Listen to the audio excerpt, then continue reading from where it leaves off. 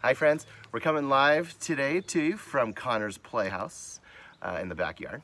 So I thought we'd share that with you. Today, I'm gonna read for you one of my favorites of all time, and a lot of you have already read it, Caps for Sale by Zephyr Slobodkin.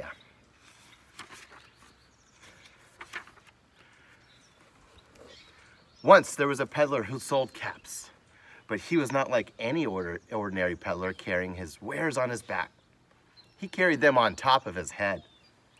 First, he had his own checked cap, then a bunch of gray caps, then a bunch of brown caps, then a bunch of blue caps, and on the very top, a bunch of red caps.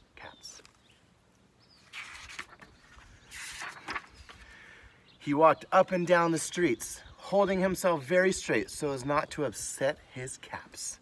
As he went along, he called, "Caps! Caps for sale! 50 cents a cap!"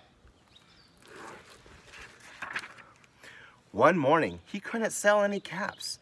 He walked up the street and he walked down the street calling, "Caps! Caps for sale! 50 cents a cap!" But nobody wanted any caps that morning.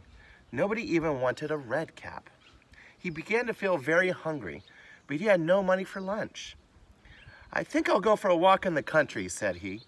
And he walked out of the town, slowly as to not upset his caps.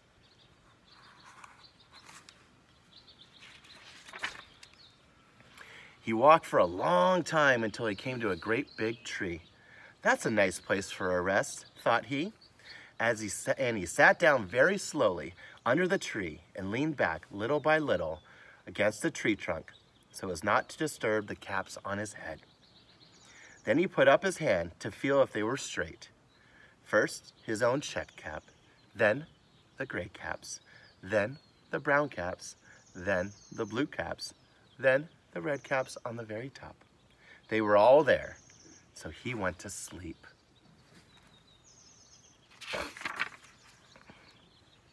He slept for a long time.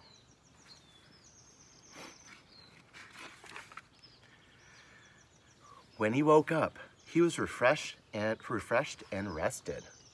Uh-oh, you notice anything there?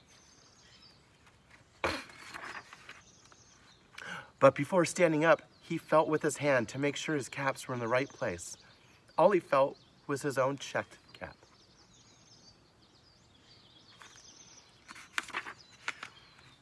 He looked to the right of him. No caps. He looked to the left of him.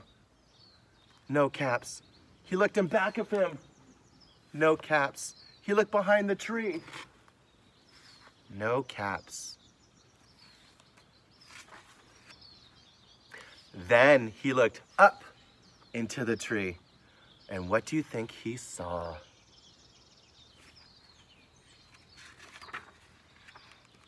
On every branch sat a monkey. On every monkey was a gray or a brown or a blue or a red cap. Silly monkeys. The peddler looked at the monkeys. The monkeys looked at the peddler. He didn't know what to do. Finally, he spoke to them.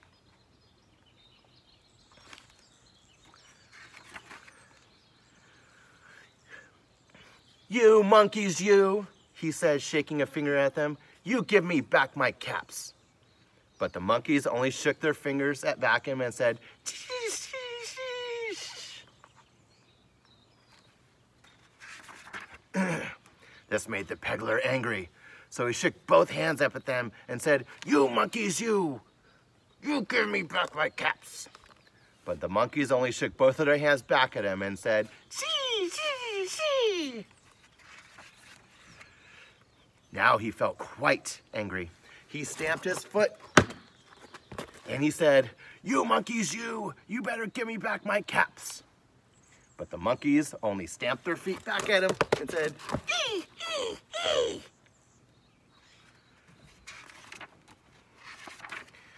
By this time, the peddler was really very, very angry. He stamped both of his feet and shouted, "You monkeys, you must give me back my caps."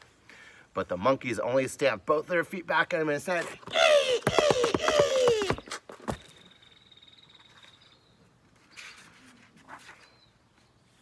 At last he became so angry that he pulled off his own cap and threw it on the ground and began to walk away.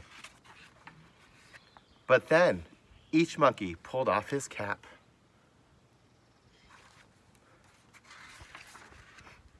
All the gray caps, all the brown caps, all the blue caps, and all the red caps came flying down out of the tree. So the peddler picked up his caps and put them back on his head.